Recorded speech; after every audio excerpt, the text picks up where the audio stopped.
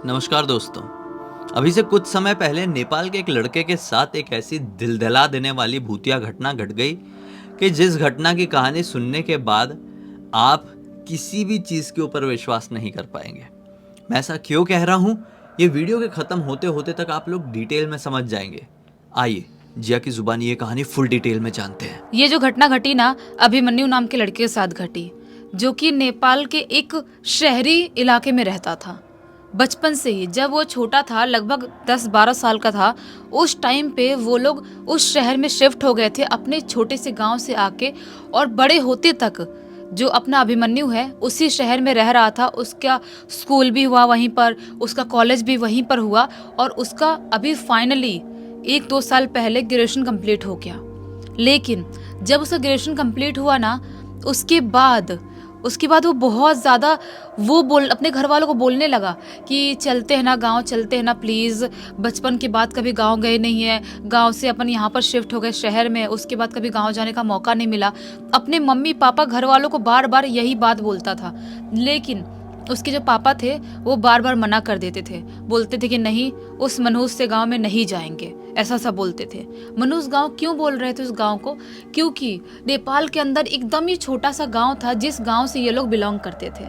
और उस गांव में जब अभिमन्यु अपनी फैमिली के साथ रह रहा था, उस टाइम पे उसके अचानक से दादाजी की मृत्यु हो जाती है।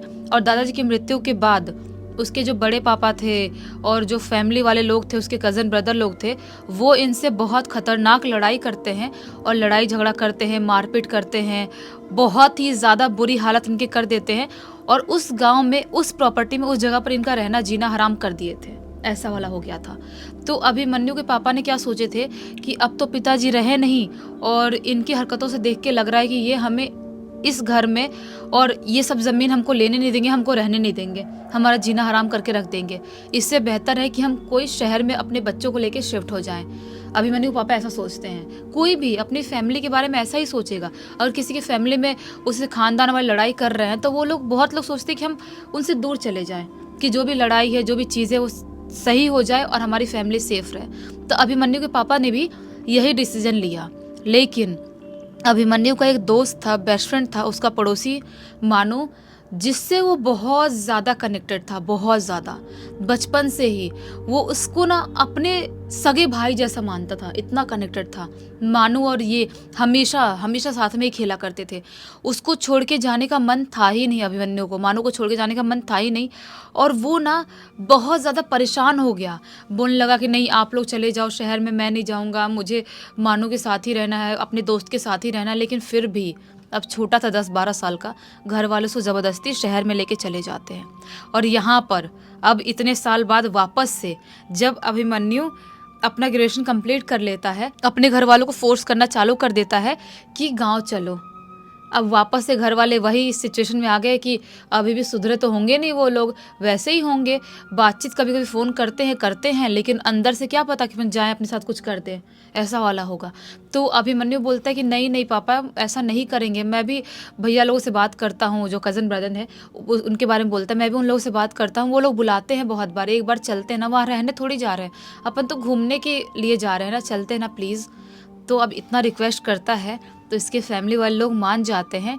और शहर से, ये लोग नेपाल के एक शहर से एक छोटे से गांव में, जिस गांव में ये लोग रहते थे, उस गांव में जाते हैं वापस से। लेकिन इस बार जो बड़े पापा हैं, उनके फैमिली वाले लोगों का बिहेवियर बहुत चेंज था। अच्छे से बात करते हैं, अपने घर में उनको रखते भी हैं, खाना पीना भी देते हैं। इनके लिए शॉकिंग था, लेकिन शायद इनको लगता है कि हम बहुत साल से शहर में रह रहे हैं और हम बहुत सक्सेस हो गए हैं, हम लाइफ में बहुत कुछ कर लिए हैं, और ये लोग छोटे से गांव में ही रह गए, इसलिए इनकी अकड़ निकल गई है, ऐसा वाला होता है। तो ये लोग आराम से वहाँ पे रहना चालू कर देते हैं। 2-4 दिन अभिमन्यु वहाँ पे रहता है अपनी फैमिली के साथ। तभी उसे अचानक से याद आता है कि मैं जिसके लिए आया उससे मिलने तो गया ही नहीं, यानी कि मानू से तो मिला ही नहीं मैं। वो अपने बड़ी मम्मी से बोलता है, बड़ी मम्मी, मानू की फैमिली अभी भी यहीं पर रहती है ना? बड़ी मम्मी बोलती है, कौन मानू? ये बोलता है कि वही जो अपने घर के 4 घर आगे जो अपना पड़ोसी है ना मानू, जिसके साथ मैं बचपन में बहुत खेलता था, हम मेरा बेस्ट फ्रेंड था, वो उसकी फैमिली। बड़ी मम्मी बोलती है कि उनके बारे में क्यों पूछना चाहता है तू? ये बोलता है कि ऐसे ही वो मेरा बेस्ट फ्रेंड था ना, तो एक बार उसे मिलना चाहता हूँ, देखना चाहता हूँ कि बड़े होने के बाद कैसा दिखता है वो, क्योंकि बहुत साल हो गया, हमारा कांटेक्ट कुछ भी नहीं रहा है, सब कुछ छूट गया है, तो मैं इसीलिए उससे मिलना चाहता हूँ। बड़ी मम्मी बोलती है कि नहीं नहीं, वो लोग इस गाँव में नहीं रहते हैं। ये बोलता है क्या, इस गांव में नहीं रहते? ऐसे कैसे नहीं रहते? वो उनका तो यहाँ पर खेत है, घर है, प्रॉपर सब कुछ है, तो इस गांव में कैसे नहीं रहते वो? बड़ी मम्मी बोलती है बेटा देख, मैं तुझे आखिरी बार समझा रही हूँ, समझ जा, वो इस गांव में नहीं रहते हैं, और तू भी उनके घर के पास में या उनके आसपास कहीं पर भी उनके खेत की तरफ जाने की कोशिश मत करना। ये बोलता है क्यों, लेकिन बड़ी मम्मी आप ऐसा क्यों बोल रही हो? बड़ी मम्मी बोलती है जितना बोल रही हूँ सिर्फ उतना ही समझ, तू ज़्यादा एक्स्ट्रा अपना दिमाग मत लगा। ये बोलता है फिर भी प्लीज़ बताओ ना बड़ी मम्मी, क्या क्या प्रॉब्लम है, आप क्यों ऐसा बोल रही हो मानू की फैमिली के बारे में, उसके बारे में? वो तो मेरा बेस्ट फ्रेंड था ना हमेशा से। बड़ी मम्मी बोलती हैं बेस्ट फ्रेंड था लेकिन अभी रहा नहीं। ये बोलता है मतलब? बड़ी मम्मी बोलती है कि बहुत साल पहले की बात है, जब तुम लोग इस गांव को छोड़ के गए थे, उसके 1-2 साल बाद की ही बात होगी। तो क्या होता है कि उनके घर से ना रात के टाइम में चीखने चिल्लाने की आवाज़ें आती थी, मंत्र पढ़ने की आवाज़ें आती थी, कोई बहुत दर्द में चीख रहा है, चिल्ला रहा है, रो रहा है, ऐसी ऐसी आवाज़ें आती थी। लोग कंप्लेंट करते थे, उनके घर के आसपास जाते थे तो वो लोग लड़ाई कर लेते थे, सीधा बोलते थे तुमको क्या करने का है, अपने घर में हम कुछ भी करें, तुम कौन होते हमको बोलने वाले, लोगों से रूडली बात करते थे। और एक टाइम ऐसा आया कि तेरा दोस्त मानू अजीब सा पागल हो गया, और पागल होकर पूरे गांव में इधर उधर भागता था। उसके शरीर पे अजीबोगरीब कट के निशान रहते थे, जैसा किसी ने उसको बहुत बुरी तरह से मारा है। और एक टाइम ऐसा आता है जो चीखने चिल्लाने की आवाज़ें उनके घर से आती थी वो पूरी तरह से बंद हो जाती है, और उस घर से लोग बाहर निकलने भी बंद हो जाते हैं। बहुत सारे लोग ताक झाक करके पता करने की कोशिश करते हैं कि उस घर के लोग कहाँ हैं, लेकिन किसी को कुछ समझ में ही नहीं आता है। दरवाज़ा ठोकते हैं, छत पे जाके कोशिश करते हैं देखने की, दूसरे अपने अपने छत पे कहीं पर भी, लेकिन कोई भी उस घर का दिखाई नहीं देता है। और जब बहुत महीने बीत जाते हैं तो हमको ऐसा यकीन हो जाता है, और पूरे गांव वालों को, हो ना हो वो लोग कुछ तो काली विद्या या कुछ तो प्रैक्टिस कर रहे थे उसके मानो घर वाले, और वो लोग ये घर छोड़ के शायद यहाँ से जा चुके हैं, हमें नहीं पता लेकिन जा चुके हैं, ऐसा वाला है। तो बेटा देख, उस घर में काली विद्याएं, काली शक्तियों का प्रैक्टिस तो किया गया, इतना तो पता है, पूरे गांव को पता है, तो तू उस घर के आसपास मत जाना। अभिमन्यु को बड़ी मम्मी ऐसा बोलती है। अभिमन्यु के लिए सब कुछ बहुत ज़्यादा शॉकिंग था, उसके लिए विश्वास करने लायक नहीं था। मेरा बेस्ट फ्रेंड जिसके लिए मैं इस गाँव में आया हूँ, अचानक सुनने को मिल रहा है कि उसकी फैमिली है ही नहीं, वो है ही नहीं, और ये सुनने को मिल रहा है कि वो लोग काली शक्तियों को जगाते थे, ब्लैक मैजिक करते थे। कभी मुझे उसको देख के उसके घर पे जाके ऐसा लगा नहीं कि वो लोग कुछ भी ब्लैक मैजिक करते होंगे बचपन में। ऐसा कैसे हो सकता है? वो बेचारा एक टेंशन में, एक सदमे में चला जाता है। किसी के साथ भी होगा, किसी का जिगरी यार बचपन का हो और वो स्पेशली उसके लिए कहीं जाए, उसको पता चले अचानक से गायब हो गया हो, तो ये तो बहुत शॉकिंग लगेगा किसी को भी। तो बेचारा रात में जिसने सुना था उसने सो ही नहीं पाया, पूरी रात सोचता रहा, पूरी रात सोचता रहा। सोचा दूसरे दिन मैं उसके घर के पास जाऊँगा। उसके घर के पास जाता है, उसके घर के पास जाता, देखता दरवाज़ा खुला हुआ है, तो उसके घर के अंदर जाता है, पूरे घर में छानबीन करता है, कुछ भी उसको नहीं मिलता है, कोई भी इंसान नहीं मिलता है। जैसा कि इतने साल से लोग ढूंढ रहे हैं, गाँव वाले तो अभी तक नहीं मिला, तो इसको कहाँ से मिलता? तो ये पूरा देखता है, एक फैमिली फ़ोटो बस उसकी मिलती है, उसके मानो उस दोस्त की। वो फैमिली फ़ोटो लेके घर पे आ जाता है। उसके बाद से वो अलग टेंशन और सदमे में घूमता था। एक दिन की बात होगी ऐसी, कुछ दिन उसको वहाँ पे हो गए थे। शाम के टाइम में ना खाना वाना खाने के बाद, यही 8-9 बजे करीब, उसको ना अजीब सा अनईजी सा और अजीब सा महसूस होता है, घुटन घुटन सा बिल्कुल। वो सोचता है कि मैं जाता हूँ, थोड़ा बाहर टहलूँगा, वॉक करूँगा तो थोड़ा मूड फ्रेश होगा। वो बाहर जाता है, सब लोग खा पी के अपना सोने चले गए थे, और बाहर टहलते टहलते वो चलते चलते एकदम ही अलग आउटर एरिया में, अपने बगीचे वाले एरिया में पहुँच जाता है। जो गांव का बगीचे वाला एरिया था, जहाँ पे पेड़ पौधे गांव के लोगों के थे, आम के पेड़, अमरूद के पेड़ गांव के लोगों के कॉमन वाले, वहाँ पर पहुँच जाता है। वहाँ पर ना बचपन से ही इसने एक खंडर टाइप का, गुफा टाइप का घर, ऐसा कुछ तो था, बचपन से इसने देखा था, और वो जो अपना अभिमन्यु ये और मानू दोनों खेलने के लिए वहाँ पर बचपन में बहुत जाया करते थे। तो जब वो उस खंडर से गुफा के पास जाता है तो सोचता है कि हम लोग यहीं खेलने आते थे ना, कितना अच्छा लगता था, कितना मज़ा आता था। एक बार गुफा के अंदर जाके देखता हूँ, मुझे अपनी पुरानी यादें ताज़ा करना है। वो टहलते टहलते आया था, इतने दूर निकल आया था और उस गुफा के अंदर जाता है। जैसे ही उस गुफा के अंदर एंटर करता है, वो क्या पाता है कि गुफा में एक लड़का बैठा हुआ है। इसके तरफ पीठ करके और दूसरी तरफ मुंह करके एक लड़का बैठा हुआ है। ये लड़के को ध्यान से दिखने लगता है, सोचता है ये कौन लड़का है, मैं जानता नहीं हूँ क्या इसको, गांव का है तो फिर कैसे नहीं जानता, इतने दिन से गांव में घूम रहा हूँ, गांव के लोग तो सब लोग बातचीत करते हैं, पहचान हो ही जाती है। वो बोलता है हेलो भैया कौन हो तुम, ऐसा बोलता है। वो लड़का कुछ तो ऐसा नीचे खोद रहा था, मिट्टी में बैठा हुआ था। ये बोलता है हेलो भैया यहाँ पर क्या कर रहे हो, कौन हो तुम। वो लड़का झटके में इसकी तरफ मुड़ता है और जैसे ही वो लड़का झटके में इसकी तरफ मुड़ता है, ये क्या पाता है, ये तो मानू ही है। इसके लिए विश्वास करना मुश्किल था। वो कैसे पहचानता है मानू ही है, क्योंकि मानू का फेस बड़ा, बॉडी शरीर तो बड़ा हो गया है लेकिन फेस लगभग बचपन जैसा ही है। वो बोलता है अगर मैं गलत नहीं हूं तो तुम मानू हो ना। वो लड़का इसको देख के स्माइल करता है, बोलता है हाँ मैं मानू, और तुम अभिमन्यु हो ना। ये बोलता है हाँ मैं अभिमन्यु। मानो तुम कहाँ चले गए थे, खुश होता है, उसको हक करता है जोर से, तुम कहाँ चले गए थे, मेरी बड़ी मम्मी ऐसा ऐसा बोल रही थी, गांव के लोग तुम्हारे बारे में क्या क्या बोल रहे थे, तुम्हारी पूरी फैमिली कहाँ है, मैं बहुत ढूंढने की कोशिश कर रहा था, तुम कहीं मिले नहीं। तो मानो बोलता है कि बहुत लंबी कहानी है, बहुत ही बुरी कहानी है। ये बोलता है बताओ सही कहाँ चले गए थे। मानो बोलता है लेकिन मुझसे वादा करो, तुम मेरे अभी भी दोस्त हो ना, जैसा हम बचपन में एक दूसरे से प्यार करते थे वैसे ही प्यार करते हो ना। ये बोलता है हाँ यार बिल्कुल, तभी तो मैं तुम्हें ढूंढने के लिए गांव में आया हूँ। तो मानो बोलता है कि बचपन की बात है, बचपन में लोग हमारे परिवार पे झूठा झूठा इल्ज़ाम लगाते थे कि हमारे परिवार वाले ब्लैक मैजिक करते हैं, कुछ कुछ करते हैं, लेकिन ऐसा बिल्कुल भी नहीं था।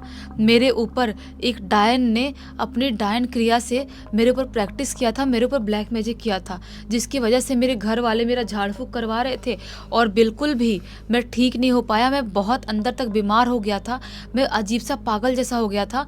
तो मेरे घर वाले मुझे लेके बाहर चले जाते हैं और वहाँ पर झाड़ फूँक कराते हैं, फिर मैं ठीक हो जाता हूँ। इस गांव से बाहर चले जाते हैं और अभी मेरे घर वाले इस गांव में नहीं रहते हैं। तो बोलता है अभिमन्यु कि तुम यहाँ पर क्या कर रहे हो, फिर तुम कैसे यहाँ पर आए, गुफा में कैसे आए तुम। तो बोलता है मानो मुझे पता नहीं क्यों पता चल गया कि तुम इस गाँव में आ गए हो, मुझे पता नहीं कैसे पता चल गया, मेरे अंदर ऐसी फीलिंग आई कि तुम इस गाँव में आए हो वापस से, इसीलिए मैं तुमसे मिलने इस गुफा में आया हूँ। तो बोलता है कि वाह यार चलो घर पे चलो, मैं तुम्हें बड़ी मम्मी बाकी सबसे मिलाऊंगा, सब लोग बहुत खुश होंगे, मेरी मम्मी मेरे पापा सब खुश होंगे। बोलता है मानो इतनी जल्दी क्या है, मैं कल आता हूँ ना तुम्हारे घर पे, तुम टेंशन मत लो ज़्यादा। ऐसा बोलता है और उसके बाद ये लोग बाहर थोड़ी देर बैठते हैं, बातचीत करते हैं।